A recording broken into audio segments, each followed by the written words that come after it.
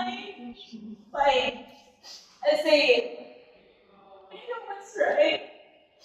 But every time I saw your face, I just want to hurt you. I want to hit you. I want to hit you. I want to punch you. Just to make you feel the pain that you gave to me. But I just can't. I just can't do it.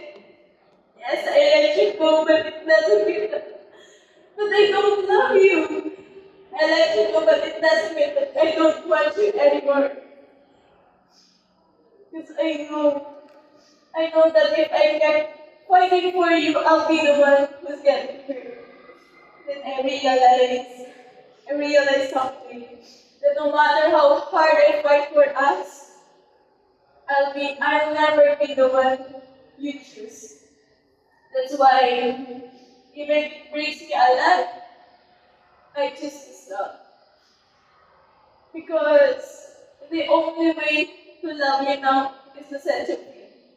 So, you can be with her. You can definitely fight for her. You can be with my best friend.